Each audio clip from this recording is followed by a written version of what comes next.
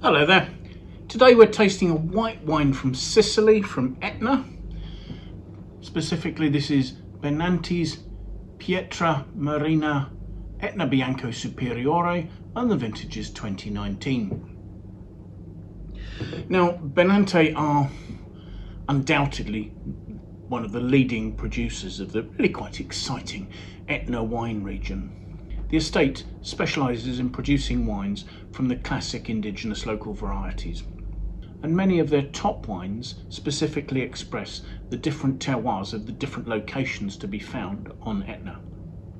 It was in 1988 that Giuseppe Benanti came to Etna to take over a rather rundown old winery that his grandfather had actually started here back in the late 1800s, and he set about renovating it and rejuvenating it, and actually his actions did so much to just rejuvenate the whole area, which had once been very popular as a vine growing area and had fallen out of favour.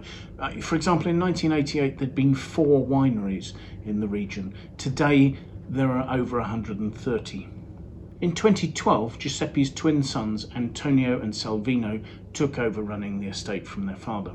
The estate's winery is a place called Via Grande, and they have 14 hectares, so they're quite a small winery to be quite so influential. They do also have vineyards at a place called Pachino at the southernmost tip of Sicily, and then also they have some vineyards on the island of Pantelleria, which is sort of quite near Malta, halfway between Sicily and the African coast.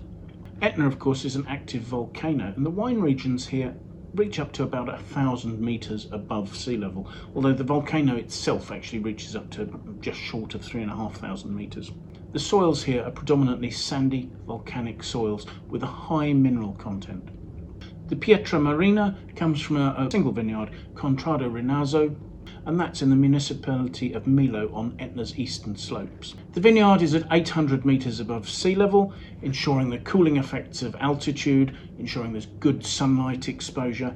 They refer to ventilation, so good airflow through the vineyard, and I think that's largely due to the sort of a diurnal temperature variation because of the proximity to the sea. So you'll have onshore and offshore winds in the morning and the evening. The vines here are up to 80 years old. They're head trained, they're quite short pruned bush vines, and they grow on narrow terraces with retaining walls made of lava stone. This wine is made entirely from a grape variety called Carricante, or to give it its full name, Carricante di Milo. It's a grape variety that's pretty much only found on the slopes of Etna, certainly only in eastern Sicily. I think there's something like about 200 hectares planted in total. But it's a grape variety that loves the conditions here. It enjoys the large diurnal temperature variations. It's a late ripening variety that retains marked acidity. It can be quite high yielding. The word carica in Italian means load. It's a grape variety that can be very heavily loaded, but it's the predominant grape variety required for Etna Bianco. The name Pietra Marina references the minerality of the wines and the influence of the sea, the minerality brought by sea breezes.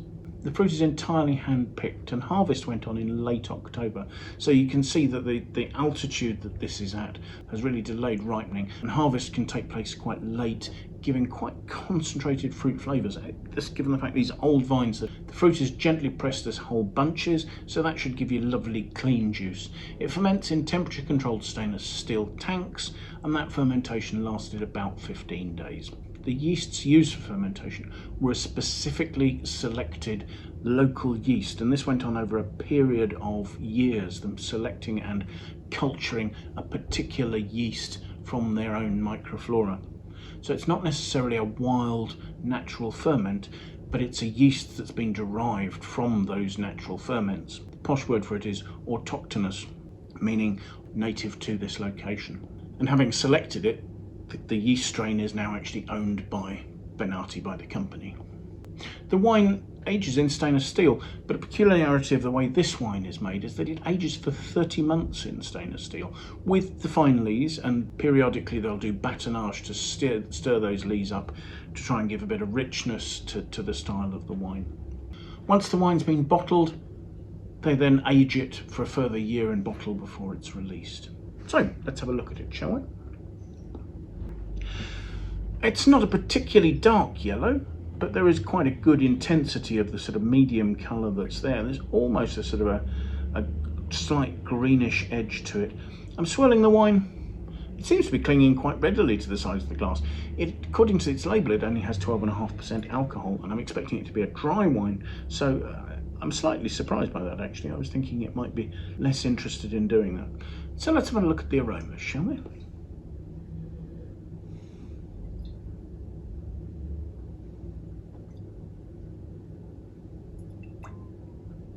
It's possibly auto-suggestion, but there really are quite strong mineral notes, saline notes.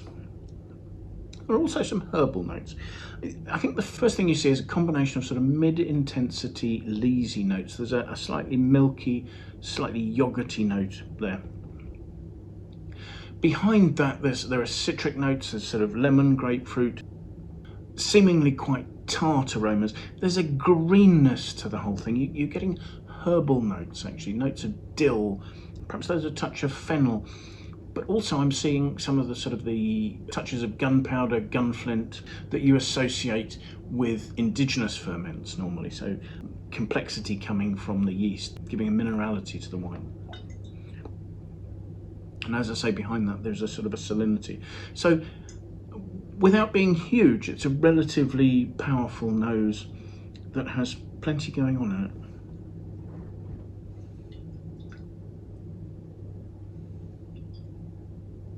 Yes, there is a greenness, almost a sort of a slightly sappy sort of capsicum note to it as well. So that's for taste.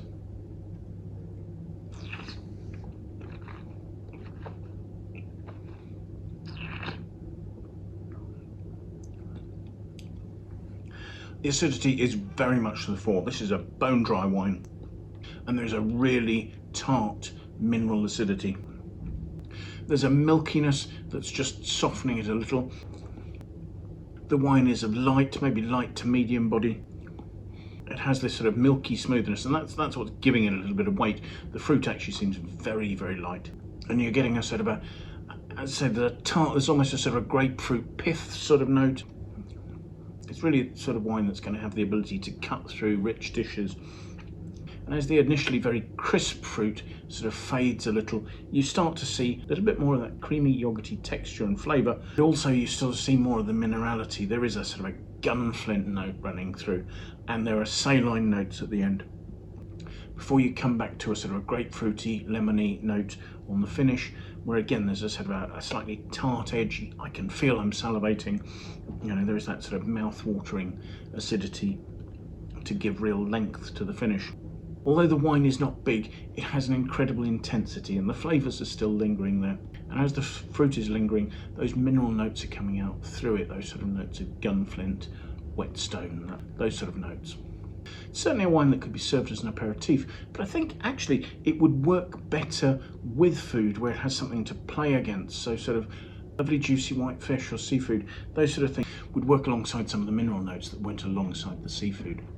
It's a wine of limited production. This evidently is bottle 4042 of 10,056 that were bottled in total. The wine's tautness and its intensity make me think that actually it's still quite young. There's the ability for this to open up. It has a nervosity and a tension that makes me think it will continue to improve for another 4 or 5 years, and probably last longer than that.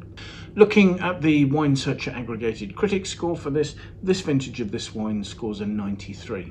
And while I probably should add the caveat that it's probably not a style that everybody will enjoy because of its tartness, its angularity and its mineral nature, it's a high quality wine with a lot of character, a lot of complexity. And I think 93 is about the right sort of score for it. So thank you so much for watching. I do hope you've enjoyed the tasting. If you have, please press the like button. We'd really appreciate that.